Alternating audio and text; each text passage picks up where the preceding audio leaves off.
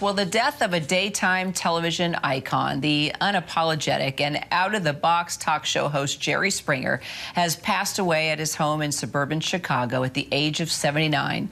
Springer is best known, of course, for hosting his high-energy, controversial Jerry Springer Show, which ran in syndication from 1991 to 2018. America watched as Springer wrangled in his guests, he reeled in fights on stage, and who could forget those infamous chants from his studio audience?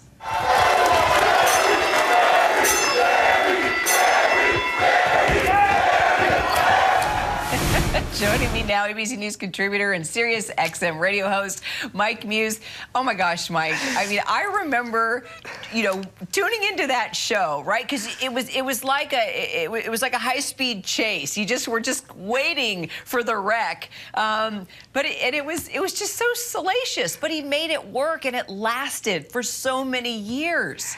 It did, and I was thinking about how you and I are smiling and laughing, and I couldn't help to think this is what Jerry Springer would have wanted as we are talking about his passing, yes. Enjoying the moments from his clips. He revolutionized daytime television. When you think about it, that was the golden era of daytime television, where you had Oprah, you had Geraldo, you had Phil Donahue, you had Sally Jessy Raphael, you had Oprah. And so what he did was he had to set himself apart from such a crowded field. And how he did that was going more what I call, Kira, personality-driven guests who were not afraid to be themselves, and he was accepting of them. I guess now we have terminology where he allowed people to be seen. He was a forerunner of literally allowing people to be seen.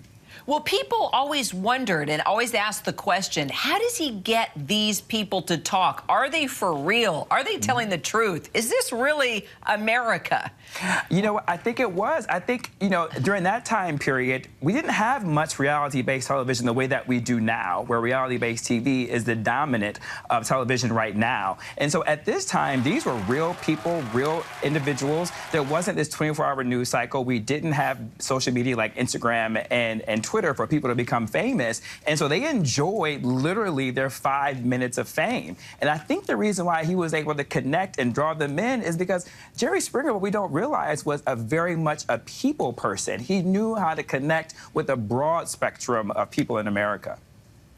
So what do we know about his passing? Well, I think about, Kira, we always want to know, what is the lesson here? Or is there a takeaway we can learn from somebody's life? What was so interesting is that Jerry Springer just retired last year in 2022 from his show, Judge Jerry. And when he left that show, he said, I don't want to make a living anymore. He said, I want to enjoy life. And it just so happened, shortly thereafter, he got diagnosed with pancreatic cancer and passed away swiftly. So I think if there's anything to be taken away is to seize the moment, to live life to its fullest. You never know when is your time, and don't put off living life to its fullest when you can in each and every day and every moment.